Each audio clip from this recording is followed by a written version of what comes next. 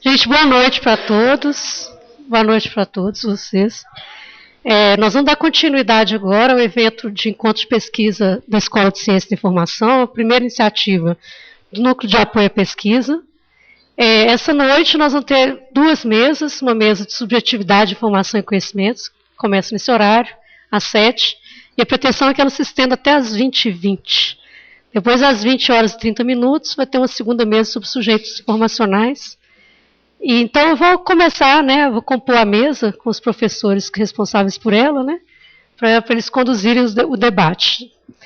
Professor Cláudio Paixão, por favor, queira virar a mesa para a apresentação. E professora Mônica. Vou passar a palavra agora para os dois, para eles poderem conduzir essa sessão. Boa noite, gente. Eu queria, então, convidar as outras pessoas que vão compor essa mesa, porque como a ideia dessa mesa é fazer uma atividade mais dinâmica, eu queria chamar 3 orientandas do PPGCI, 2 de mestrado, aliás, na realidade, uma ex-orientanda de mestrado e candidata a doutorado, uma outra orientanda de mestrado e uma de doutorado, para participar dessa conversa com a gente, que são Janice Rocha, a nossa aluna do doutorado, a Rosilene, nossa aluna do mestrado, e a Tati, que já defendeu, Tatiana Queiroz, que já defendeu a sua dissertação de mestrado e hoje está entre os nossos candidatos ao doutorado. Olha, todo mundo para lá, deixa eu chegar para cá. Quer alguém de lá de cá? É bom. Tati fica do meu lado, que Tati tem a tendência a, como é que eu posso dizer? Se empolgar? Aí eu fico aqui cutucando ela. E a gente tentou fazer hoje uma conversa. A gente pretendeu fazer uma coisa um pouco diferente daquelas mesas tradicionais, onde as pessoas falam longamente sobre os trabalhos e os projetos delas. E aí, nessa perspectiva, a ideia é que cada um de nós fale um pouquinho, eu e a professora Mônica, sobre o que a gente entende dessa relação entre informação, conhecimento e subjetividade, e as meninas, cada uma delas, sobre o projeto delas, que virou dissertação, ou está virando dissertação, virou tese, está virando tese, ou que já é uma dissertação concluída e virou um projeto de tese. E eu posso começar, Mônica, a falar de uma vez? Obrigado. Então, eu deveria ser cavaleiro, deixar as moças falarem, mas eu sou... Então, a ideia dessa conversa veio de uma percepção que me acompanha há muito tempo, e acompanha a professora Mônica também, de que a questão da subjetividade sempre andou junto com a ciência da informação, com a biblioteconomia, com a museologia, com a arquivologia. A gente não pode pensar a informação sem pensá-la num contexto subjetivo, porque são pessoas que interagem com os documentos, com os objetos museais, com os livros, enfim, qualquer tipo de suporte para a informação. Então, na realidade, se a gente pegar todas as centenas de conceitos de informação, acho que muito poucos vão excluir a interação com o sujeito. Eu não sei, eu nunca fiz uma estatística, mas excluir a interação com o sujeito dessa equação. Então, a presença do sujeito é um elemento fundamental. E a gente vem trabalhando, eu e a professora Mônica, cada um numa perspectiva. O professor Casal aqui também é um entusiasta dessa área, a professora Mônica, a professora Adriana, que não pode estar aqui com a gente, também entusiastas dessa dimensão do subjetivo na relação com a informação. E a gente propôs essa mesa para falar um pouco disso. Então, a dinâmica da mesa vai ser uma coisa muito parecida com aqueles encontros com a Fátima Bernardes, que tem na hora do almoço, que eventualmente alguém deve ter visto no feriado. Cada pessoa fala um pouquinho, eu e Mônica funcionando aqui como mediadores, talvez, dessa conversa, mas cada um fala um pouquinho sobre como vê essa interação, fala sobre a sua pesquisa, nós dois também falamos um pouquinho sobre o que a gente fez. E depois a gente começa a interagir com vocês. A gente vai interagir entre a gente também, um ou outro dá palpite no que as pessoas forem falar, e a ideia é interagir com vocês também, vocês falarem das dúvidas, do que ocorrer para vocês durante essa nossa conversa. Tá bom? Acho que eu vou passar para você fala um pouquinho, quer? E aí eu volto para mim de novo? Para falar das minhas ideias, um pouquinho sobre... Então, continua. Ah, é? Ah, então tá. Qual que é a grande preocupação que tem me acompanhado? Muitos, apesar da ciência da informação ter dentro do seu espectro de análise a questão da subjetividade e ela passar pela maioria dos estudos, a gente não faz de uma forma sistemática, na maioria dos lugares, na maioria dos programas, na maioria das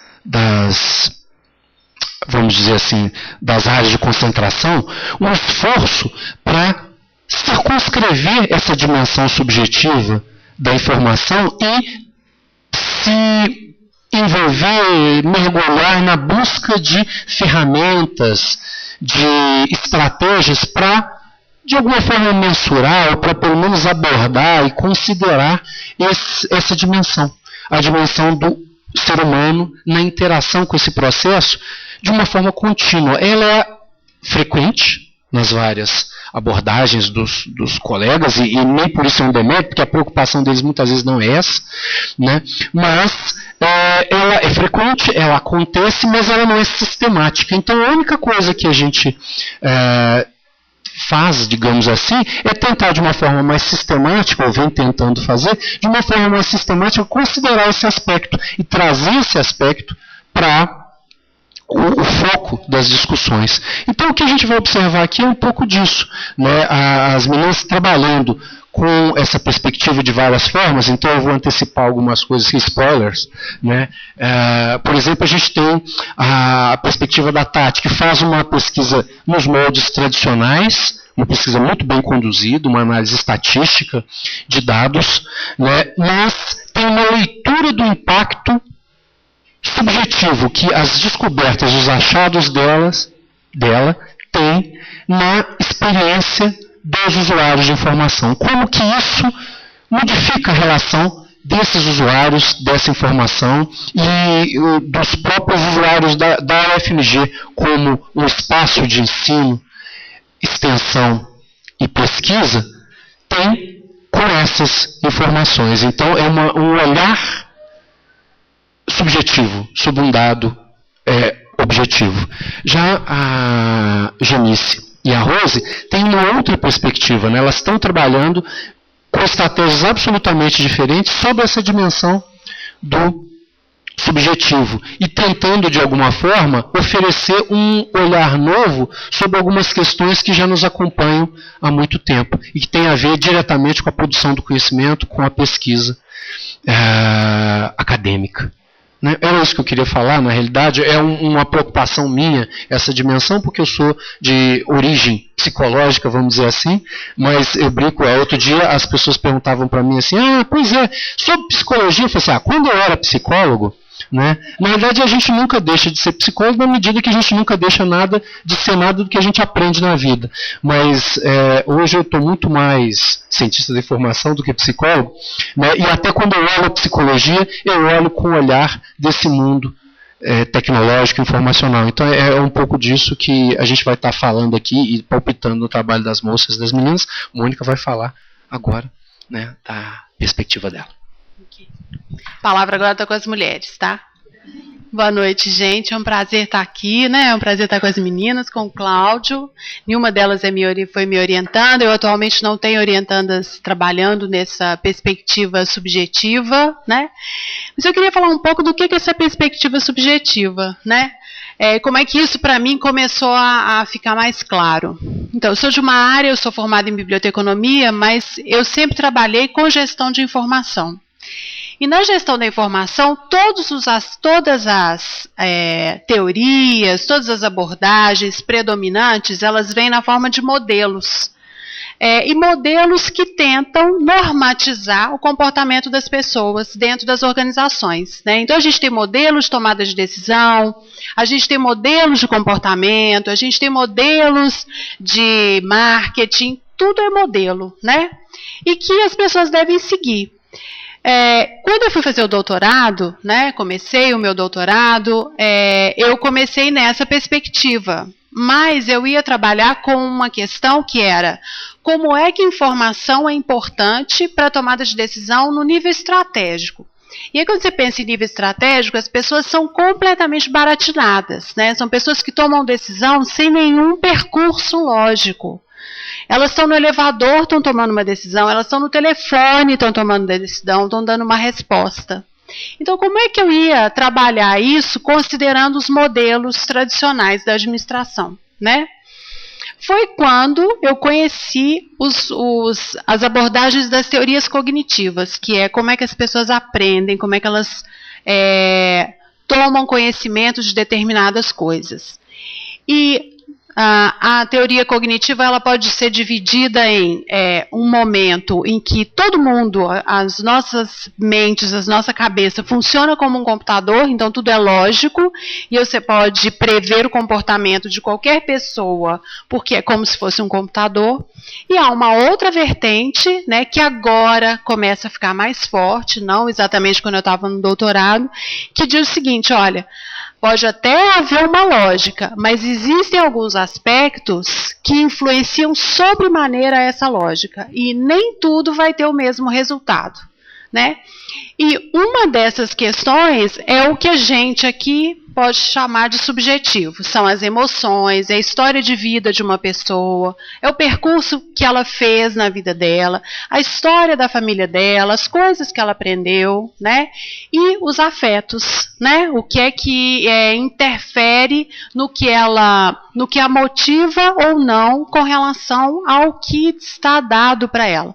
E eu comecei a trabalhar com a informação nesse sentido. Olha, por que uma pessoa, para tomar uma decisão, usa uma informação e não usa outra? Por que ela busca em determinadas fontes de informação e não busca em outras? O que faz com que ela tome esse tipo de decisão? Nessa abordagem cognitiva, há algumas explicações. Uma delas é o que a ciência considera, ou considerava, eu acho que agora a ciência já está menos rígida, o nosso lado irracional, o nosso lado humano, né? Porque o que é irracional para a ciência não tem como ser medido. É desse lado, então, eu acho que é nessa perspectiva, né, do irracional, do que a gente não consegue prever no comportamento das pessoas, que é o nosso olhar, né? A despeito de termos modelos, a despeito de termos abordagens teóricas, quando a gente está lidando com o humano, né, algumas coisas são dele, algumas coisas dizem respeito à história dele, não é? E até que ponto isso influencia nas questões de informação, né? E consequentemente no conhecimento que ele desenvolve, no que é que ele produz e sobretudo nas escolhas dele, né? Então tem uma frase que assim, eu gosto que sempre traduz esse pensamento: nós usamos a razão para justificar as nossas emoções, então das nossas escolhas, dos nossos percursos, as pessoas com quem a gente conversa, são escolhas que vêm desse nosso lado subjetivo, cheio de coisas que a gente tem consciência e outras das quais a gente não tem consciência. Mas a gente usa argumentos totalmente racionais para explicar, né? É um pouco por aí que eu acho que a gente tenta fazer esse trabalho, né? Então, eu agradeço, passo a palavra para o Cláudio. Não, agora essa coisa de passar a palavra é muito engraçado, porque parece que é uma coisa tão formal, aí a gente tentou fazer justamente o contrário. Mas aí, eu com a Fátima, então eu queria ouvir um pouquinho de Tatiana, porque, bom, eu vou deixar ela falar da pesquisa dela, mas eu acho que justamente esse aspecto irracional, inconsciente, subjetivo, aparece claramente no estudo dela sobre os dados objetivos. Eu acho que isso é muito legal. E ela tem uma pesquisa muito bacana que sempre rende um monte de perguntas, por isso que a gente botou ela no começo, né, para dar tempo das outras pessoas falarem. Eu corto ela antes, porque senão só tem pergunta para Tati. Não, eu queria começar pegando um gancho da fala do professor. Primeiro, boa noite, gente. Estou muito feliz de estar aqui, convidada pelos professores. Adoro falar da pesquisa, porque foi uma escolha subjetiva e objetiva a minha pesquisa. Eu sou apaixonada com o tema da pesquisa, porque é meu trabalho. Eu trabalho com isso há 10 anos. Então, foi uma escolha objetiva racional, porque eu trabalho com isso, mas também subjetiva, porque eu fui me apaixonando, né, com o tema e com o assunto do meu trabalho. E ele realmente, a escolha foi por causa do meu cotidiano. Eu trabalho, gente, com egresso, com ex-aluno. Eu trabalho com vocês no futuro. Acho que aqui todos são alunos, né? E quando eu fiz o mestrado com o Cláudio, o foco foi totalmente o relacionamento da universidade com o egresso por meio da informação. Né? Eu parti do pressuposto que, para manter o vínculo, né, a identificação com o egresso, era por meio da informação, porque já que ele não estava aqui fisicamente, era só por meio da informação, aquilo que a universidade passava a ele, depois o contato que ela fazia depois, é que a gente mantinha um elo, né, que a gente mantinha um vínculo. Só que ao longo do trabalho, eu percebi que, na verdade, isso não se dá no final da relação, ou seja, quando o aluno está deixando de ser ex, até mesmo porque ele não deve deixar nunca de ser ex, né? Ele deixar de ser aluno e virar eles. Ele é um aluno, não atual, mas ele é um aluno da instituição. E eu percebi que, na verdade, o vínculo ele é criado desde que ele ingressa. Aliás, até antes de ingressar, ele tem ele já cria um desejo, um sonho de entrar uma expectativa de entrar na instituição, né? Muitos se programam durante anos no ensino fundamental, no ensino médio para entrar na UFMG. Então, digamos assim, a empatia, né, com a instituição, ela é criada antes mesmo do ingresso desse aluno. E eu percebi, falei, Cláudio, a gente tem que ir para o doutorado estudar o aluno, e não o egresso, porque o vínculo começa com a entrada dele. Então, falando um pouquinho do mestrado, nós fizemos um trabalho quantitativo, um survey, né?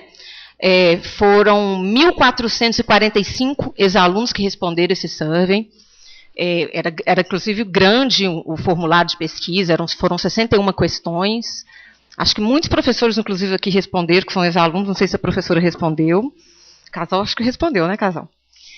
E foi um trabalho muito interessante, porque do ponto de vista eu era pesquisadora, mas também eu era muito envolvida, porque eu era tomadora de decisão. Eu era parte gerencial também. Então, inclusive, havia, às vezes, até um pouco de conflito, né, de interesses, que eu tive que ter muito cuidado durante a pesquisa, né, porque a neutralidade numa pesquisa científica sempre tem que estar presente, mas que você não deixa de ter a tomada de decisão, as opções, às vezes subjetivas e às vezes objetivas, durante a pesquisa. E eu tinha que ter muito esse cuidado, porque eu ia ser uma usuária desse produto. Então, eu estava fazendo um trabalho que eu iria utilizar o produto final desse trabalho. E estamos utilizando no programa esse produto final, que foi a dissertação com as informações. Então, eu falei que eu trabalho com ex-alunos, não falei o Sempre FMG, né? Eu coordeno sempre o FMG, o programa de ex-alunos.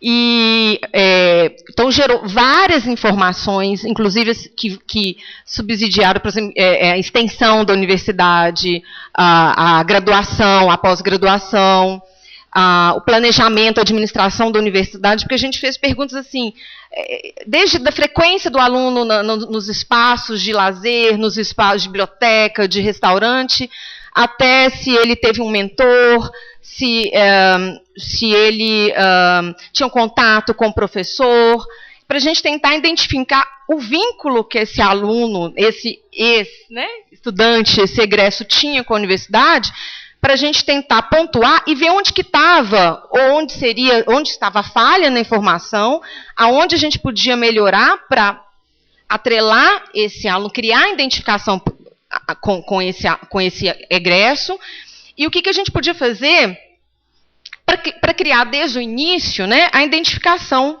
com esse aluno. Aí a gente usou algumas teorias da psicologia, né, que foi a identificação organizacional e social, a vinculação, né? A identificação é aquilo que nos torna corpo, né? Parte de alguma coisa. Ou seja, eu entro aqui, a USP tem muito isso, né? Você tem um hino, você escuta a música, você identifica, você usa a camisa. Alguma coisa que identificasse, né, aquilo que fala espírito de corpo, como se você tivesse o destino compartilhado com aquele grupo, você sente parte daquilo. Isso é identificação social e organizacional. E o vínculo, né, principalmente dos jovens adultos, né, a vinculação, a gente usou uma teoria que fala, por exemplo, com a criança, né, o bebê, ele desenvolve o vínculo com o cuidador, com a mãe, com o pai, aquelas primeiras pessoas que cuidam dela. Isso pode ser transportado também ao longo da vida, principalmente para os jovens adultos. Ou seja, quando eles entram na instituição, é como se eles estivessem considerando aqui uma mãe e um pai, né? Às vezes substituindo. A mãe e o pai que não foram ideais, a universidade ocupa esse espaço. E criando, às vezes, uma imagem, né, de algo ideal, que às vezes e muitas vezes não é o ideal, né? Não corresponde à expectativa, e vem às vezes as decepções, né? E isso cria imagens positivas e negativas. Isso impacta, a gente descobriu que impacta no vínculo. Né, as memórias positivas e negativas. Então, talvez, quanto mais a gente transporte essa relação afetiva para a universidade, mais forte fique a relação dessa pessoa com a universidade. Sim, exatamente. E a terceira foi a questão das necessidades informacionais, né, que realmente onde nós entramos na ciência da informação, que era, na verdade, aquilo que eu precisava saber, que era o meu grande interesse, né? O que o ex-aluno esperava, qual que era a necessidade informacional dele, quais os desejos de informação que ele tinha. Porque o programa SEMPRO-FMG, ele faz um serviço de DSI, de disseminação seletiva da informação, que são as divulgações das notícias da universidade, né? Todo dia, inclusive temos 2 estagiários aqui que quero falar, a Isabela Stati e o Tiago Reis, que trabalham no SEMPRO-FMG, fazendo esse trabalho de disseminação da informação. E eles fazem todo dia, né, Isabela? Tiago, fazem o filtro, a coleta de informações para a gente estar mandando segmentado para a mala direta. A gente tem um sistema. A gente tem um sistema bem encorpado de informação de ex-alunos. A gente tem ali. A gente pode fazer vários relatórios gerenciais nesse sistema de ex-alunos. Então, a gente faz os relatórios, a gente manda as notícias segmentadas por área de conhecimento, por área de interesse, é bem interessante. Então, eu precisava saber, para elaborar e para filtrar e para refinar mais esse nosso serviço. Era tudo para melhorar a relação com o ex-aluno. Então, eu acho que as descobertas foram bastante interessantes da dissertação. Está nos ajudando, inclusive nos ajudando até na implantação do sistema, que ele ainda está sendo, não está todo implantado, mas ele já foi até melhorado muito com base no que a gente estudou. E eu acredito que agora para frente ainda vai melhorar mais ainda com base nessas informações. E muito daquilo, assim, professora Mônica, que a senhora falou no início, às vezes o gestor toma... Você toma decisão sem nenhuma base, né? Às vezes de modo intuitivo. E era uma necessidade que eu sentia, porque a gente começou a fazer o trabalho de egresso sem nunca ter feito nenhuma pesquisa da nossa intuição. A gente precisa fazer um trabalho e começou, mas sem perguntar para o nosso aluno, para o nosso usuário. Então, tenho até que falar que a professora Lígia Dumont também, na época ela era diretora, ela apoiou muito, que ela falou, Tatiana, a gente tem que fazer um trabalho acadêmico em cima disso, para a gente embasar e justificar, inclusive, na instituição, um programa de ex-alunos. Então, foi um dos objetivos também, era para a gente falar, olha, é importante por causa disso. Então, o trabalho acadêmico foi importante por causa disso. E hoje essas informações estão sendo utilizadas, como o Cláudio falou, em vários setores da universidade. Obviamente, o gestor ele dá o olhar subjetivo àquelas informações que foram coletadas, mas eu acredito que...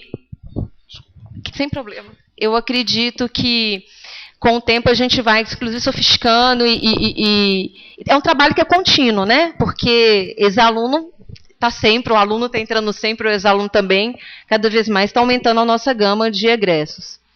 Bom, eu acho que... deixa eu só fazer uma observação. É muito comum a gente ter preparação do que a gente chama de estruturas de informação, né? Sistemas, banco de dados... sem consultar quem vai usar, e eles não funcionam. Exatamente porque a gente não conversa com as pessoas, não sabem como é que elas pensam. né? E aí ele não faz efeito, ele vai para um lado, para uma instituição, só pelo olhar de uma instituição, e na realidade quem vai usar, ele não tem conversa nenhuma. Tanto que a gente está no terceiro sistema. Os 2 primeiros não deram muito certo. Os 2 primeiros. Pois é. Nós já estamos no terceiro. Agora, com a base do SIGA, bem interessante. Mas porque os 2 primeiros foram complicados, realmente, com o olhar do gestor que não atendia ao usuário. É muito comum isso, né? Eu queria aproveitar, Tati, e perguntar uma coisa. Aliás, pedir para você contar um pouquinho. Essa questão do vínculo do estudante, como é que você percebe que ele pode caminhar? Você pesquisou durante a sua preparação para fazer a pesquisa empírica as universidades americanas, as universidades europeias. Onde que a gente pode chegar com esse trabalho com o vínculo, que é justamente a relação subjetiva com o resultado, com os dados que você levantou, que a universidade sabe que precisa oferecer ou que oferece? Cláudia, eu acho que uma profissionalização da política de egressos. A gente profissionalizar o serviço. Não ser, digamos assim, ficar isso a contento e a mercê de políticas. Assim, entra uma gestão, aí acha importante ou não acha, e dá mais valor ou não dá, ou dá menos valor. Tem que ser uma política mesmo, clara, definida, ou seja, isso é importante. Então, a gente tem que ter um patrocinador mesmo. A gestão tem que... A universidade tem que encarar isso como importante, né? Algo importante. Como o casal mesmo, ele sabe disso. Posso falar do piloto, casal? Temos um piloto aí no braço do Sempre FMG aqui, dentro da ICI, porque a gente sabe que a relação do egresso, do aluno, é com a unidade, não com a reitoria. Então, não adianta o programa ficar na reitoria, ele tem que estar nas unidades. Esse aí será um piloto. E eu acho que é isso, é olhar, enxergar como algo importante, como a gente tem a Prograde, a ProEx, que faz parte da estrutura. O meu sonho é que o programa realmente virasse um departamento, não um programa que pode ser alocado, entendeu? Profissionalizar, exatamente. Eu acho que com o futuro, isso, a gente avançando nos estudos, a gente pode demonstrar isso e quem sabe... Né? Muito legal. É uma coisa que me ocorre quando eu ouço a Tati falar, e eu queria dizer isso para ela, mas para todo mundo, que é a possibilidade da gente olhar para o futuro e ver o aluno sendo recebido na ECI, na UFMG, nas várias unidades, recebido na ECI, com base nesses estudos, de uma forma diferente. Ele começar a estabelecer esse vínculo com a instituição no momento que ele chega aqui, porque antes não tem como, talvez até tenha, a partir do nome, da fama, como vários de vocês talvez tenham vindo parar aqui pela indicação. A gente tem um curso de especialização aqui que funciona assim. Grande parte da nossa divulgação vem de outros alunos que passaram por aqui e que contam, né, Mônica? A gente dá aula nele, e que contam da experiência no curso, e essa experiência se prolonga ao longo de gerações de amigos, né? Então, o que eu vejo muito, Tati, é essa possibilidade do aluno chegar aqui e sentir uma casa, encontrar uma casa e desenvolver esse afeto e compartilhar experiências com os colegas e construir pontes que vão levar ele a estar aqui de uma outra forma, de uma forma compromissada, uma forma, não que nós não tenhamos compromisso, mas de uma forma compromissada com o futuro da instituição e não como uma casa de passagem, que é muitas vezes a relação que se tem, né? Eu acho que a relação que se tem, às vezes até pela importância que se dá ao aluno, né? Fala do que as pessoas levam daqui quando elas saem, assim, aqueles dados da pesquisa que falam que a qualidade de vida da pessoa muda, a imagem da pessoa no mercado como profissional, como aluno. Um dado interessante da pesquisa é que eles acham que foi super importante a chancela UFMG no currículo deles, a importância de ter formado aqui. Então, assim, 90 e tantos % acho que foi importante. Só que grande parte acha que a UFMG não se preocupou com a questão profissional do aluno. Então, há aí uma duplicidade também. Eles sabem que a UFMG foi importante, ela é importante como um peso no currículo deles, conta na hora de conseguir um emprego, de ir para o mercado, mas, ao mesmo tempo, eles não acham que a UFMG foi importante, a UFMG não se preocupou com o desenvolvimento profissional. pode ser alguma questão até de currículo. Por isso, a ideia até da avaliação institucional, utilizando um egresso, porque, de repente, o currículo daqui não está correspondendo lá fora, então chegar lá, há um impacto, a gente não sabe, a gente tem que estudar isso. É preciso estudar isso. Né? A avaliação institucional com o egresso, uma das propostas de continuidade de estudo. Porque a gente não sabe, na verdade, lá na ponta, né, como que está o nosso ex-aluno lá. O que ele aprendeu aqui está sendo de valia para ele? Ou só, porque só a chancela também, ela não se basta sempre, né, 100%. Vou dar uma pausa na Tati e vou passar a palavra para Rosa ou Janice? Janice. Elas fizeram um entendimento entre elas da ordem. Janice que foi aniversário, a gente fica, não vamos cantar parabéns agora não, né? Mas Janice fez aniversário essa semana, anteontem? Anteontem foi aniversário de Janice. Bom, gente, passando a palavra então para Janice, vou falar da pesquisa dela. Boa noite a todos. A minha pesquisa, eu vou contextualizar um pouquinho do que eu tenho feito. Ainda está em processo de construção, ou melhor, de desconstrução, após a qualificação e reconstrução agora. Então, assim, eu não tenho tantos resultados quanto a Tati, né, que já tem uma pesquisa concluída, mas enfim. A minha pesquisa, ela está voltada para a prática, para as práticas dos pesquisadores durante a produção colaborativa do conhecimento científico. Então, meu objeto de estudo são pessoas, né, são integrantes de um grupo de pesquisa. É um grupo de pesquisa que não pertence ao FMG, ele está inserido numa instituição de ciência e tecnologia em saúde. Então, eu estudo uma área que eu desconheço totalmente, foi intencional isso, eu não queria pesquisar uma área que eu entendesse, que eu soubesse, porque eu tinha medo de começar a julgar o que eles estavam fazendo do ponto de vista de estar correto ou não. Então, o grupo que eu pesquiso é um grupo de biologia celular e molecular. E, apesar de ser uma pesquisa voltada para a produção colaborativa e, portanto, para o trabalho colaborativo e coletivo desse grupo, o trabalho ele não foge de avaliar essa dimensão subjetiva. Porque nós entendemos que, apesar da pessoa estar inserida em um contexto, dela estar trabalhando em conjunto com outras pessoas, ela não deixa de lado a dimensão subjetiva dela também. Claro, ela é influenciada por uma instituição onde ela está, que tem uma cultura que ela tem que seguir, de certa forma, mas isso não faz com que ela abra mão das crenças que ela tem, da formação que ela tem, e por esse motivo a gente não pode fugir da subjetividade da pessoa também. Para conseguir estudar, para elaborar essa proposta de pesquisa, nós consideramos algumas coisas. Primeiro tipo de usuário que nós estudamos, né, usuário da informação científica, pesquisadores, que já é um objeto tradicional na ciência da informação, inclusive no início, né, nos trabalhos mais tradicionais. E nós tivemos acesso a uma pesquisa de um autor que ele fez um levantamento desses estudos de usuários voltados para pesquisadores. E o autor ele cita que essas pesquisas caíram com o passar do tempo, que tinha-se essas pesquisas com uma abordagem tradicional que foi caindo. E ele levanta, então, que talvez essa diminuição do usuário da informação científica como objeto tenha se dado devido ao olhar que se dava a essas pessoas. E aí ele levanta a necessidade de se estudar esse tipo de público com um olhar diferenciado. Então, a nossa proposta é essa, retomar um público já tradicional nos estudos, mas com uma nova abordagem. Então, a gente propõe fazer dentro da abordagem social ou sociocultural dos estudos de usuários.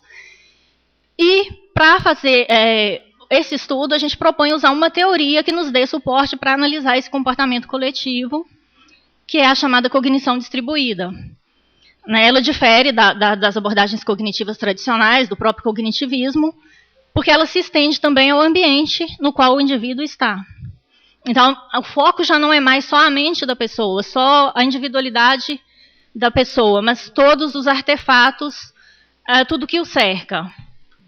Não, gente, estou conversando aqui, que dou uma coisa só, mas depois... Tá.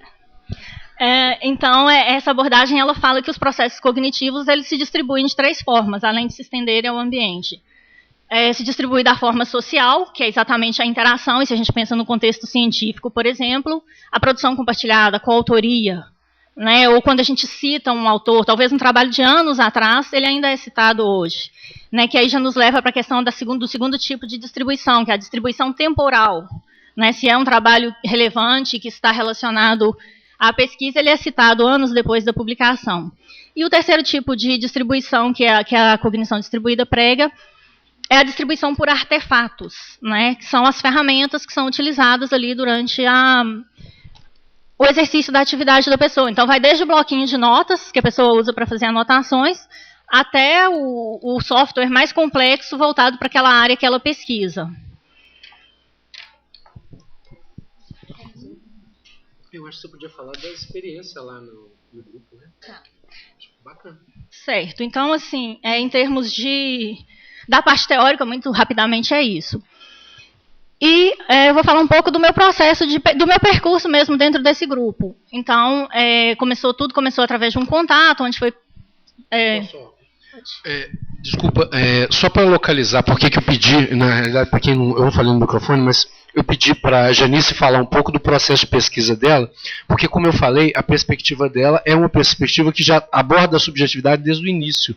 Então, o próprio ingresso dela no grupo tem essa dimensão de trabalhar a questão subjetiva. A própria adoção dela, ou inserção no grupo, eu vou contar uma fofoca antes de você entrar, eles queriam pagar uma bolsa.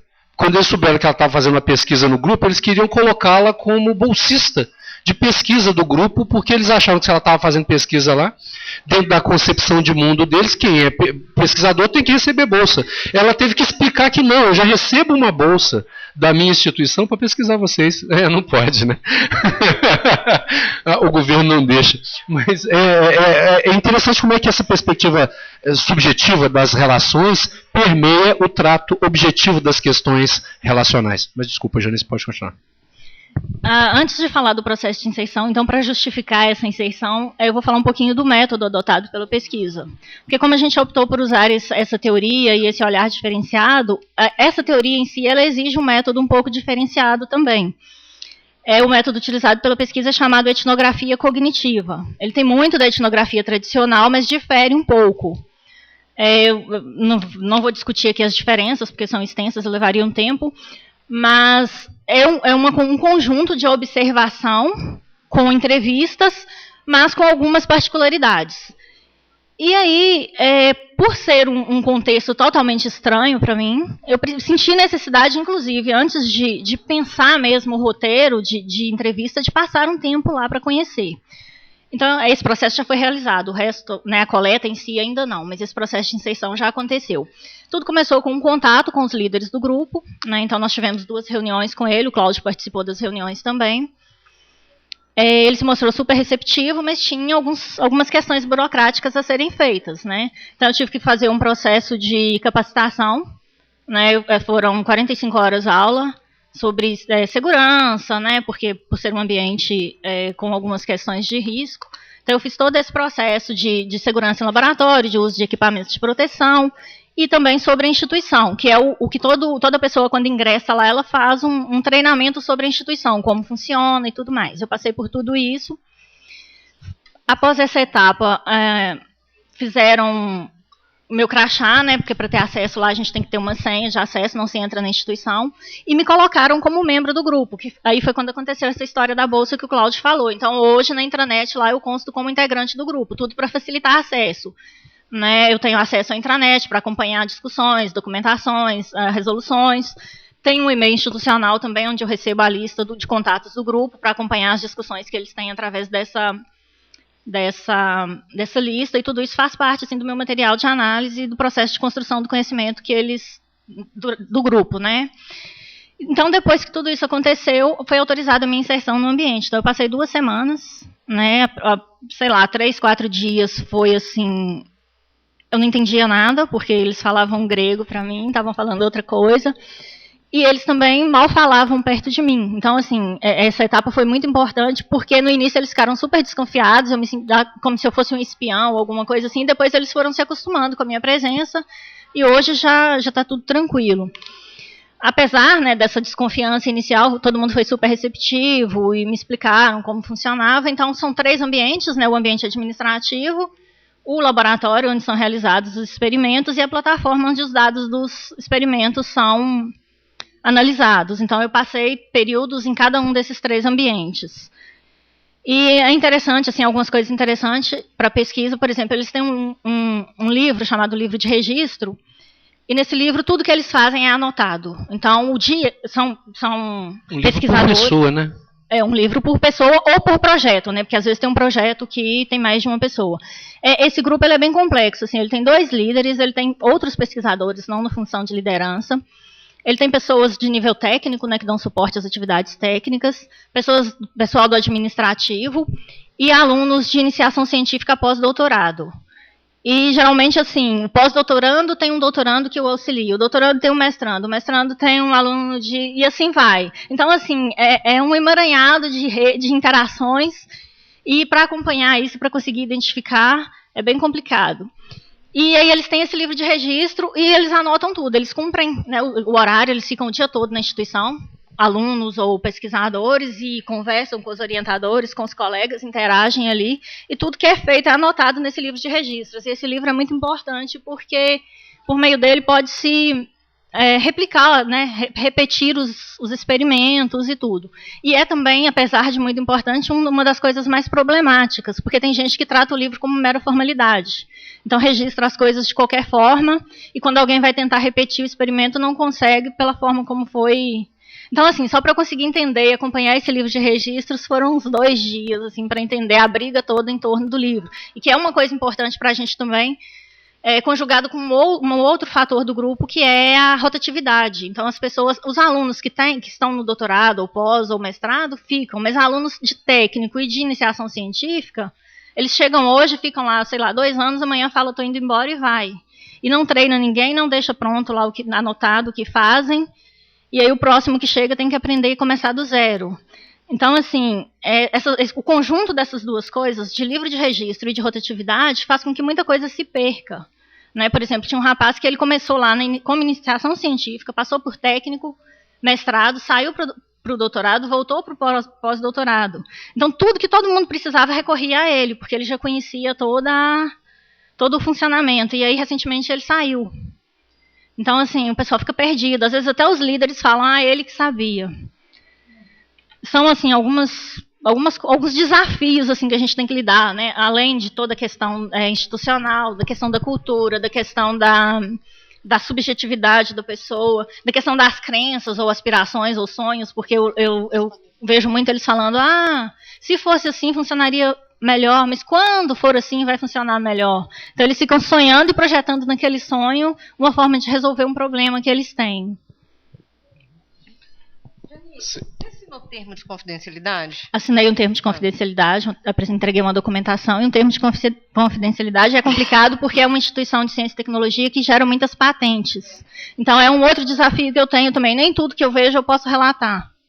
Né? Também que eu acho que é uma característica da produção científica, nem tudo que a gente vê, né, nem tudo que acontece a gente relata, mas tem esse termo. Posso fazer uma pergunta, né, para o pessoal entender do que de subjetivo você vai pesquisar? Porque o que você falou aqui ainda, né, é de objetivo, é tudo que está escrito, registrado, todo mundo vê. Agora, como é que você vai pegar o que é subjetivo? Pois é um desafio, assim, né, quando eu começar exatamente a observar e tudo, mas tem algumas indicações, por exemplo, tem a questão cultural da empresa, né, tem as coisas as normas que todo mundo segue quando chega no grupo. Né, e que tem que se seguir. Mas aí tem aquele fulano que a formação dele foi um pouco diferenciada, e aí ele tenta burlar isso e fazer do jeitinho dele, falando que está fazendo do jeito do grupo. Isso já ficou claro para mim lá, que tem assim, que é uma coisa da pessoa, que não foi construída socialmente ali com os colegas ou com os orientadores, mas que ele faz ou até fala, às vezes, ou tenta convencer o colega a agir de acordo com aquela referência que é dele. Aí o colega fala que está fazendo porque no grupo funciona assim, e ele fala, todo mundo fala que precisa fazer, mas a gente que veio de tal área, por exemplo, da biologia, a gente não precisa fazer assim, a gente faz assim. Então, é uma coisa assim, eu entendo como mais subjetiva da pessoa, apesar de estar influenciado por um referencial que ela traz, né, e que talvez tenha sido construído coletivamente lá na biologia, mas aí ela foi para ciências da saúde e ela levou com ela e tenta Você podia contar aquela história do laser e depois a história do livro do Portuguesa, pode? Posso. Eu acho que ilustra um pouco essa questão do que é escrito, o que não é dito, o que não é escrito. Essa história do laser é um artigo científico, né, um artigo que nos inspirou até a nos enveredarmos por esse caminho. Era um grupo de pesquisa que construiu, que montou um laser há muitos anos atrás e escreveu um artigo sobre. Né, então foi a primeira produção daquele tipo de coisa. E eles escreveram um artigo sobre, e tempos depois um grupo tentou refazer aquilo. E eles não conseguiam de jeito nenhum, fazendo o que estava descrito no artigo, chegar aos mesmos resultados daquele grupo anterior. E aí tiveram que fazer um contato pessoal, tiveram que visitar o laboratório que tinha construído antes. E eles se deram conta de que o que impactava, o que permitia que esse laser funcionasse corretamente, era o tamanho de um dos cabos que tinha que se colocar. E isso não foi relatado no artigo. Então, isso nos despertou assim, poxa, mas faz sentido, né? Nem tudo que acontece quando a gente está escrevendo uma tese ou uma dissertação, a gente registra e conta para o próximo pesquisador que vai nos usar como referência. Então, tem uma vertente meio tácita aí na produção do conhecimento científico que se perde de alguma forma. E é interessante a gente estudar por que isso perde. Então, é uma das coisas que a gente tenta descobrir lá. Por que essas informações não são repassadas? Né? Se é por uma questão do poder, eu vou guardar para mim, porque aí só eu sei fazer. Ou o que está acontecendo por detrás disso? É uma das histórias. E a outra história que o Cláudio falou? Tem uma coisa que é fundamental para quem está começando na área de pesquisa, que duas características da pesquisa são a reprodutibilidade da boa pesquisa e a falseabilidade. Então a gente precisa ter um relato bom o bastante para que as pessoas possam reproduzir e tentar provar que a gente está errado. Se ela reproduzir e provar que a gente não está errado, é uma boa pesquisa. Então a boa pesquisa é aquela que várias pessoas reproduzem e até com, vamos dizer, com interesse de te derrubar e não consegue te derrubar. Ela fazendo todos os passos, ela vai chegar a um resultado semelhante. Desculpa, Janice, pode continuar. E essa questão que ele falou do livro da Portuguesa é voltando um pouquinho naquela história do livro de registros. Né? Era uma pesquisadora portuguesa que veio fazer parte do doutorado dela. Nesse grupo, né? Nesse grupo, né? E começou a desenvolver uma pesquisa super importante, porque eles trabalham lá com coisas para dar subsídios ao SUS e tudo mais, então são pesquisas financiadas e que têm um retorno muito grande para a sociedade. E ela fez essa pesquisa e anotou lá as coisas que ela fazia no livro de registros. E aí, em dado momento, ela decidiu que não queria mais fazer a pesquisa, não queria mais ficar no Brasil e que ia embora. E aí ela entregou, o livro é de propriedade da instituição, então a pessoa, quando sai, o livro fica. E ela entregou o livro e foi embora. E aí um grupo resolveu continuar a pesquisa dela, dada a importância da temática e etc. E pegaram o livro de registro, mas não podia continuar do ponto que ela parou, então tinha que refazer os passos que ela fez e continuar. E aí eles não conseguiram, né? Porque as anotações dela não eram suficientes assim, para que refizessem os passos. E aí eles tentaram entrar em contato com ela, não conseguiram, porque simplesmente ela desistiu de tudo aqui no Brasil, voltou para Portugal e decidiu se retirar da vida acadêmica e não retornava mais nada. Então, assim, foram meses, se não anos, de investimento numa pesquisa que teve que ser jogada fora e recomeçada, porque os registros que ela fez não eram suficientes para que alguém conseguisse continuar ou reproduzir. Então, é uma das coisas assim também que nos motivam a fazer esse tipo de trabalho, a tentar entender e tentar conscientizá-los dessa importância, né, de se é uma produção colaborativa de conhecimento, que seja de fato colaborativa e que não sejam mascaradas as coisas que são feitas, né, que talvez o fato da pessoa guardar para ela alguma coisa seja subjetivo. Olha, eu não vou contar tudo que eu fiz porque só eu sei fazer. Né? Relações de poder. De confiança, né? Então tem todas essas questões envolvidas. Eu vou pedir um time para a Janice e passar a palavra para a Rose. Depois a gente vai ter tempo para conversar um pouquinho. Eu estou cronometrando mais ou menos o tempo aqui para a gente conseguir conversar. Rose, por favor. Que é esse aqui que nós Boa noite, gente. A minha pesquisa de mestrado ela é a gestão do conhecimento e o processo de orientação de discentes de pós-graduação em estrito senso, né? O que me motivou a fazer essa pesquisa é porque a gestão do conhecimento ela é muito estudada no âmbito empresarial e os ensinamentos que vão para o âmbito empresarial, eles nascem normalmente dentro da universidade, né, dentro dos estudos de pós-graduação e outros, Então, a partir disso, eu comecei a estudar a gestão do conhecimento nesse sentido. Eu percebi, né, já está em vários estudos da gestão do conhecimento científico, né, em que já vê as universidades como organizações, né, e como que acontece a gestão do conhecimento, né, nas universidades, né. E, a partir daí, a gente quer compreender, né, como que essa relação orientador-orientando na ótica da gestão do conhecimento e quais os processos de gestão do conhecimento estão presentes nesse processo, né, criação, compartilhamento, uso do conhecimento, né. E aí, quais são os elementos simbólicos afetivos envolvidos na criação, compartilhamento e uso da informação inerentes a essa relação de construção do conhecimento, né, entre orientador e orientando. A partir disso, a gente pegou como metodologia de pesquisa a entrevista e o teste AT9, né? O teste AT9, ele não é um teste psicopatológico, né? É um teste em que é pedido para a pessoa, né? A gente pediu, olha, pense no seu processo de orientação desde o seu primeiro contato com o seu orientador e, a partir daí, construa uma cena, um desenho, né? Com 9 elementos, que é fogo, queda, água, espada, monstro devorante, ou uma ameaça, algo cíclico, um animal, um personagem, um refúgio. Esse teste ele veio para complementar as entrevistas, porque a gente sabe que na entrevista a pessoa pode tendenciar, talvez, a omitir algumas coisas, né, e que no teste elas ficam mais claras, né. E, como sujeitos da pesquisa, nós optamos por uma universidade federal. Depois da qualificação, optou-se por uma área de exatas, porque foi conversado na qualificação que talvez na área de exatas não exista tanto esse relacionamento, como que é, porque tem-se a fama, né, do pessoal de lá não ter tanto esse diálogo, né? E, como requisito, a gente colocou que seria um curso CAP7, da área de exatas, né?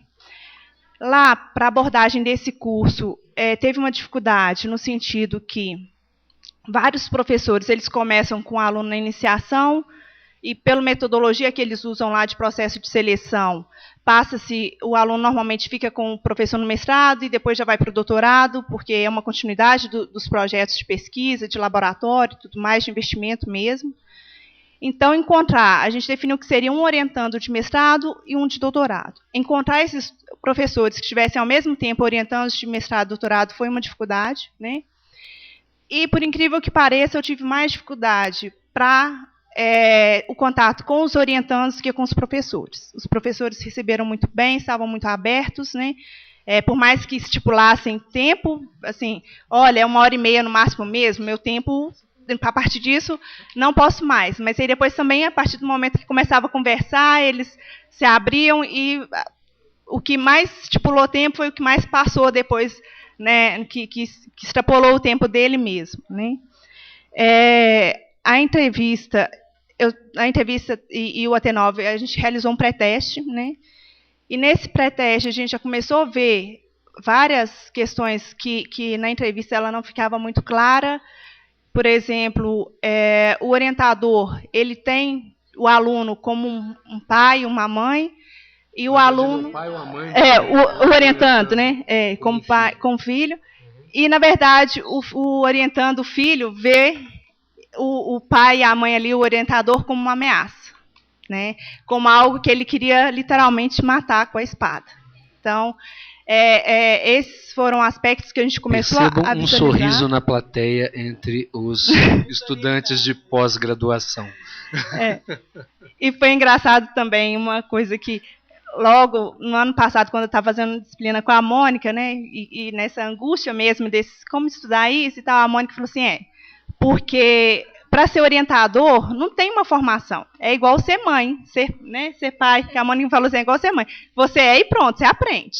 E realmente, isso eu percebi na entrevista que foi falado por um dos orientantes, que ele está com um orientador recém-ingresso nesse departamento, mas que ele falou assim, olha, ele não sabe, mas ele tem muita disposição, às vezes ele não sabe como dar um atalho, mas talvez esse atalho não seja necessário, que é muito melhor a gente descobrir juntos. A questão da experiência ela foi muito discutida, talvez foi uma das palavras que mais apareceu em todas as entrevistas, Porque a gente escolheu um professor iniciante, um médio de tempo, assim, normalmente, primeiro acho que foi 3 anos de orientação, o segundo 8 anos, e o terceiro 16 anos de orientação. A experiência do terceiro, ela é ótima, mas só que hoje ele não tem a mesma motivação que o primeiro tem. Então, isso interfere muito. E o que a gente percebeu quando perguntado, principalmente de conflitos, o que tem conflito é justamente esse orientador que já tem mais anos.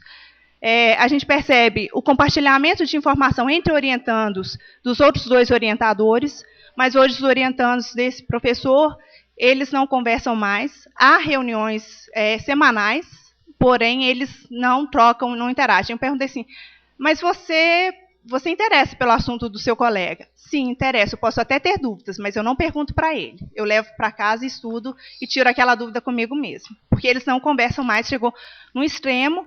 E ambos orientandos reclamaram da postura do orientador que não se posicionou. O orientador falou, olha, ou vocês resolvem a briga de vocês entre vocês, ou eu vou descredenciar os 2. Então, ele tem muita experiência, eles falaram, olha, ele tem um conhecimento da área fantástico, mas hoje também ele não tem tanta motivação para passar para a gente, ele não está tão presente em laboratório, quanto o primeiro, que, por mais que ele tenha 3 anos apenas de orientação, ele tem um gás muito grande, ele está disponível. A questão da disponibilidade, ela é muito falada, né, de como, do orientador, ele não está só naqueles horários que ele marca ali. Ele tem, assim, da disponibilidade dele de tempo, de mandar um e-mail, ele responder, porque às vezes, igual o pessoal fala, às vezes você está querendo saber naquela hora para você fluir, e às vezes você não tem uma resposta, demora 1 semana para você ter a resposta, e você fica parada na sua pesquisa, e você perde o meio, né, o fio né, da meada, né. Bom, de pontos positivos e negativos, também foi falada autonomia, tanto quanto positivo quanto negativo, porque tem aluno que ele é autônomo demais, mas também ele não quer que o orientador interfira na pesquisa dele, né? Então, isso é ruim. Mas quando o orientando, ele é autônomo, mas que ele consulta o orientador, olha, estou seguindo esse caminho, é isso mesmo? O orientador já prefere. Foi unânime também quando a gente perguntou o que é orientar para eles. Para todo mundo, orientar é guiar, não é fazer o trabalho do orientando, né? Porque tem muito orientando que acha que o orientador tem que fazer parte do trabalho dele, não é. O orientador está ali mesmo para guiar, para dar o caminho mesmo. Isso foi uma das palavras também que ficou muito clara para a gente. Uma questão negativa que os orientadores colocaram foi a questão do imediatismo dessa geração mais nova, porque pesquisa não se faz de um dia para o outro, né? E a faixa etária lá dos orientandos é de 21 a 28 anos, entre mestrado e doutorado. Então, é um pessoal muito novo, que está nessa geração mais nova, que eu quero tudo para agora, para ontem, e pesquisa não é assim, igual ele falou. Os orientadores falaram, olha, tem vezes que eu deixo eles errarem no laboratório para eles aprenderem com os próprios erros. Né? Porque eu estou formando profissionais que daqui a pouco vão estar orientando outras pessoas. E a questão da orientação também, de que, como não tem um registro, teve um que citou um orientador que estava se despedindo e que não deixou nada registrado, assim, até da vida dele, né, do processo dele de orientação. Como que isso acontece? Né? Então, essas coisas ficam no vácuo mesmo, e eles vão falando, olha, eu me espelho no meu orientador. Né? E a gente espera que os orientadores deles tenham sido bons para que eles sejam bons também. Né? A questão do conflito está muito ligada ao ego, aqueles que têm um ego assim, super elevado, a gente percebeu isso também. Né? E o compartilhamento de informações lá acontece essencialmente presencialmente. Não há uso de redes sociais para compartilhar informações. Ela acontece através de reuniões presenciais e reuniões em grupo. E-mail é utilizado apenas para indicações de leituras, não muito para discussão. 2 orientandos apenas preferem o uso de e-mail, por questão de timidez, e outro porque ele acha que ele não precisa muito do orientador dele mais, que ele já está autônomo o suficiente, que é só perguntar uma coisa ou outra, né? Então, ele acha desperdício de tempo e ter reuniões semanais para discutir como está o andamento das pesquisas deles. Tá? E acho que é isso. Mais alguma coisa, Cláudia? Acho que a Mônica quer te perguntar uma coisa. Você passou rapidamente por uma questão de ego. O que significa isso? Isso é subjetivo, né? Então, muito subjetivo. O que isso significa? É justamente do grupo, assim, que eles acham que eles sabem tudo, que eles não precisam, tanto o orientador, ele já está num nível que ele não precisa mais dos orientandos. Eu escolho, mas está ali por estar, né? Ele, daqui a um tempo eu já não vou estar aqui mais. E o orientando, que foi inclusive o que fala que, por mim eu conversava com ele só por e-mail, porque eu não preciso dele. Fica. Na verdade, sim, há pouco compartilhamento de informação entre eles, né? E o orientando de mestrado, nesse meio do caminho aí, ele está meio perdido e já fala, olha, uma coisa eu tenho certeza, eu não quero continuar com esse orientador no doutorado, eu quero ir para um lugar que eu possa aprender mais e ter mais troca mesmo, né? Todos eles falaram também das experiências pessoais que eles passam, né, dos conhecimentos tácitos mesmo deles, né, que eles tentam passar para os orientandos, seja por meio de algum projeto que não deu certo. Lá, quem não são os orientandos que realizam os projetos de pesquisa. O orientando, quando vai para o processo seletivo, ele chega, mesmo que ele chegar, Cláudia, o que você tem para me oferecer? É o orientador que passa os projetos de pesquisa. Então, nem sempre o orientando ele tem a motivação de estar naquilo ali. Às vezes, um dos orientandos falou assim, olha, eu tive uma ilusão, porque ele me vendeu tão bem na aula, que aí eu cheguei achando que era tudo, mas hoje eu já não quero mais. Então, desmotiva. Essa questão vem um pouco para desmotivar. Tem você falou essa coisa de ego, tem uma história que você contou para mim de uma orientanda que não queria dar entrevista porque ela se achava superior a essa gentalha, é uma coisa assim? Na verdade, assim, faltava uma orientanda e ela era a única de doutorado desse professor. Eu tinha feito a entrevista com ele muito gentil, orientanda de mestrado também. E aí ela falou assim, aqui, sua pesquisa é de mestrado, se faltar uma pessoa não vai fazer problema, não tem diferença nenhuma para sua pesquisa, não. Sua pesquisa é lá de sociais, não tem diferença nenhuma. Aí eu falei assim, olha, tem. Aí eu tive que ficar ligando para ela, assim, foram quase um mês. Eu ligava, eu mandava WhatsApp, ela não respondia, eu mandava e-mail, ela não respondia. Aí eu ligava ela aqui, me espera hoje 18 horas. Aí eu esperava 18 horas, ela nem ligava. Aí 6h30 eu ligava, aqui eu não vou poder não, tá?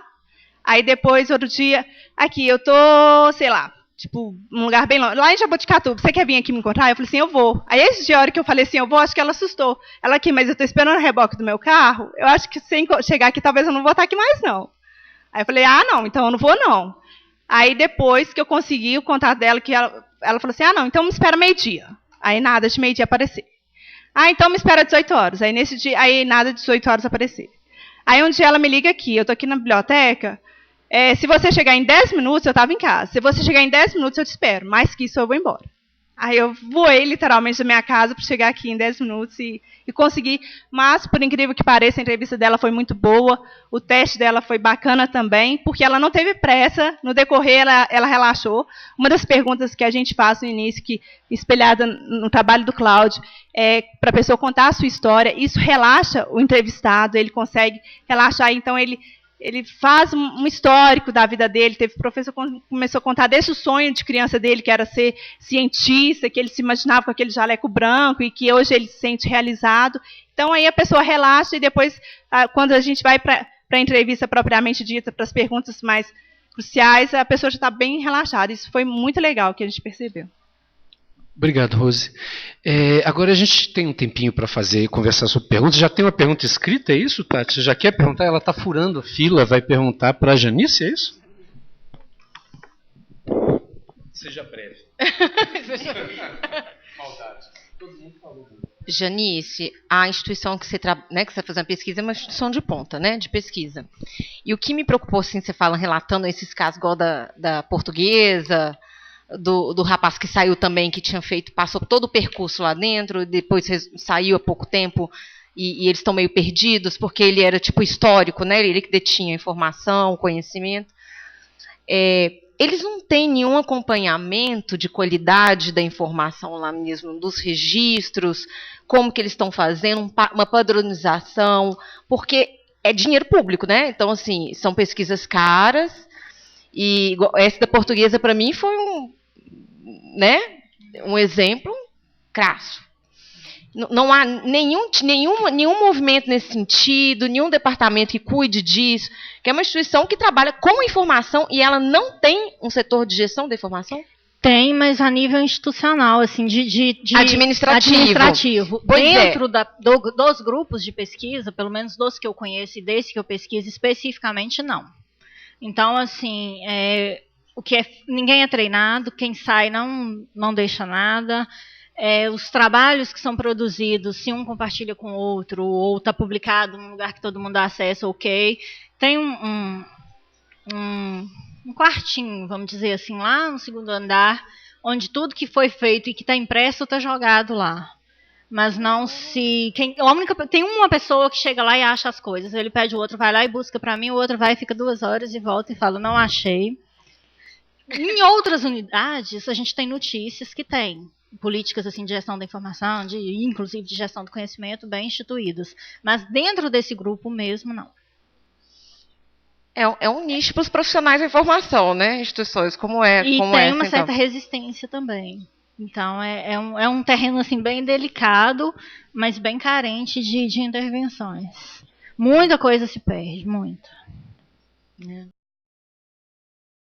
A minha pergunta, eu não gravei seu nome, do lado da professora Janine.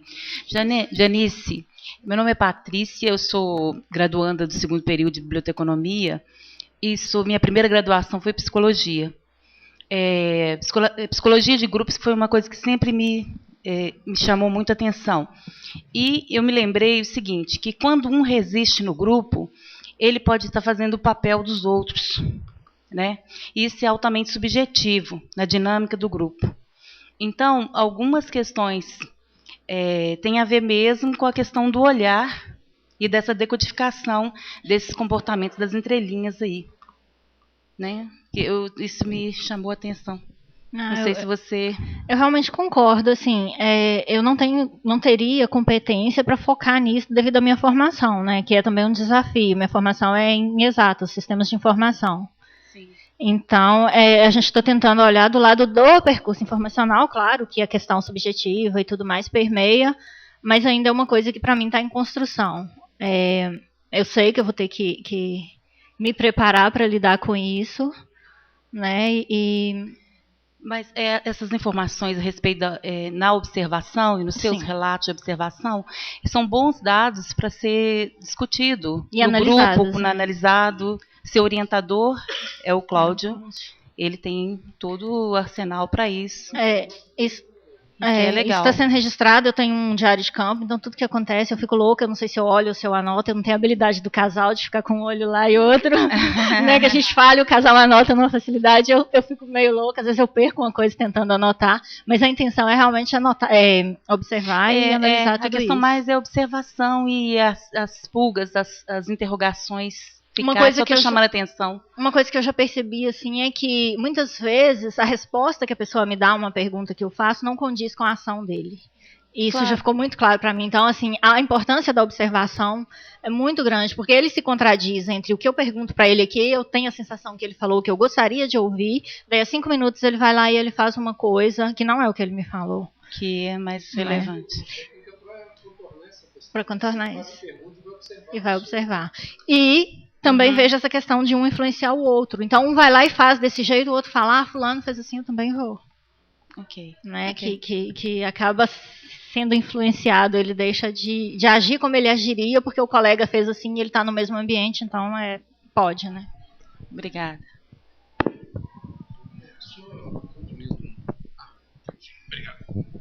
Só concluindo o que Janice falou, na realidade a gente tem uma obrigação, digamos assim, de dar algum retorno para a instituição depois. Então, esse material, é claro que ele não pode ser exposto, né, tem um sigilo, né, do que eventualmente as pessoas falaram, essas coisas todas, mas, de alguma forma, a análise desse material, inclusive dessas resistências, de como esse processo funciona, ela pode ser reapresentada para a instituição e, de alguma forma, oferecer uma contribuição para ela. É claro, a gente não pode fazer terapia de grupo, né, uma terapia institucional, alguma coisa assim, porque não é o objetivo do trabalho, mas esses referenciais eles podem ser usados para oferecer contribuições para a instituição, e está no nosso plano, né, depois da nossa análise lá, eu vou estar trabalhando, a análise não vou ser eu que vai fazer, vai ser Janice, mas eu vou estar ali orientando e auxiliando nesse processo. Mais algum comentário, pessoal? Mais alguma pergunta? A gente tem tempo ainda? Não sejam tímidos. Mônica queria colocar alguma coisa? Depois eu vou fazer um convite depois do fechamento. Então, acho que das pesquisas que a gente viu aqui, que eu tinha dito no início, né, quantos aspectos subjetivos a gente pode observar, né, disso tudo aqui, que reflete o comportamento das pessoas e que vão dar insumos para uma série de coisas com relação à ciência da informação, comportamento de usuário, compartilhamento, né? Então, assim, eu fui anotando algumas coisas. Primeiro, os sentimentos, né, as emoções relacionadas a vínculo, a motivação, não é? Então, como é que as pessoas elas se comportam quando se sentem motivadas, com relação, inclusive, aos orientadores e aos orientandos, né? Como é que é o comportamento que faz com que as pessoas tenham atitudes ou não com relação a essas questões de motivação. A questão de expectativas, de crenças, de valores, né? A relação entre comportamento e normas. Então, como é que a gente se comporta frente a normas e por que a gente obedece ou não a essas normas, né? Relações de confiança, relações de poder que são estabelecidas e que determinam compartilhamento de informação ou não, não é? Então, o que eu compartilho com quem eu confio, né? E o que é que eu não compartilho com quem eu não confio, né? E as relações de poder que se estabelecem aí. E outra coisa interessante, que isso está nas abordagens cognitivas, que inclusive a Janice está trabalhando, é a questão da linguagem. Né? A linguagem é interessante porque a linguagem não é só o que a gente fala e não só o que a gente escreve. Né? A linguagem, nessa perspectiva, ela é o nosso comportamento também. Então, a gente precisa olhar os comportamentos também e a linguagem, né, que as pessoas usam para lidar com a informação, para compartilhar a informação, né, e como é que os vínculos e as situações de compartilhamento, de passar informação para o outro, acontecem em função dessas questões. Eu acho que a gente tirou muita coisa subjetiva aqui hoje, que a gente vai ter que estudar muito para lidar com isso, né? E nessa perspectiva, eu acho que a gente tem uma porta aberta para quem está aqui, para quem eventualmente vocês conhecerem que goste de pesquisar isso. Né? A gente tem planos de continuar esse trabalho de uma forma mais intensa. Então, abrindo a possibilidade para quem está aqui fazer pesquisas, iniciação científica, né, mestrado, doutorado, né, trabalhando os afetos, as cognições, as percepções, as motivações ligadas à informação, a dimensão simbólica que interessa muito ao casal, por exemplo, o casal pode ser parceiro, a professora Adriana. Da informação, tem até essa semana aconteceu um fato comigo. O registro afetivo da informação. Como que ela pode ser assim acalentadora, ela pode fazer bem quando passada. Eu recebi um ex-aluno da década de 60 lá no programa essa semana, um senhor que formou no final da década de 60 em Química, no ISEX, e ele é até psicólogo também, depois ele foi ex-aluno de outra instituição, ele ficou sabendo do programa de ex-alunos, foi lá me conhecer, conversar comigo. 70 e tantos anos. Aí ele chegou lá, ele é psicólogo, começou a conversar, bateu um papo de uma meia hora. Aí ele estava querendo uns cursos, ele queria estudar, ele queria continuar estudando. Então ele queria informação do curso, ele chegou lá pedindo informação do CRISP. E queria informações. O CRISP é um centro, né, de segurança pública, de estudos de segurança pública. É da Fafiche, mas hoje ele funciona na unidade administrativa 3. E eles têm curso de especialização lá, me parece, em segurança pública. Aí eu passei informação para ele, entramos no site, ele usa e-mail, ele é ativo, ele é consultor e tal. E aí eu passei as informações, ele foi me perguntando algumas coisas, e ele falou, nossa, como a universidade está diferente, e passei cursos de extensão, mostrei para eles os sites. que a UFMG tem, da Fundep, que centraliza os cursos de extensão da universidade e tal. Aí, no final de tudo, ele virou para mim e falou assim, olha, esse trabalho de vocês é muito legal. Ele falou, inimaginável uma instituição tão grande assim, tem esse serviço, esse calor humano. Você está aqui conversando comigo, eu estava cheia de dúvida, eu não sabia quem recorrer. Aí eu vim cá, você me passou tudo. Eu estou muito feliz, vocês estão de parabéns. Ele falou, não imaginava que a UFMG tinha esse serviço. Aí eu falei, não, temos, o senhor pode divulgar para os seus colegas. É só o registro afetivo da informação. Pois é, isso tudo pode ser objeto de estudo, né, na ciência da informação. Porque eu acho muito interessante. As pessoas perguntam, mas por que você não dá aula na Fafiche? Ô, John, por que você não dá aula na Fafiche? Né? Então, eu não dou aula na Fafiche porque lá eu não consigo pesquisar isso em relação à informação. Né? Eu consigo pesquisar motivação, símbolo, afeto, enquanto um objeto psicológico. Eu não consigo estudar isso como uma ferramenta para, de alguma forma, utilizar, melhorar, trabalhar, aperfeiçoar os sistemas humanos e os sistemas em geral de informação. Então, acho que esse é o grande objetivo da gente, é estar oferecendo a nossa pequena contribuição enquanto um pequeno grupo, né, que está se solidificando e que a gente enxerga com um futuro grande dentro do PPGCI, dentro da SCI e dentro da ciência da informação no Brasil. Acho que terminamos exatamente na hora. Obrigado, gente. Obrigado, pessoal.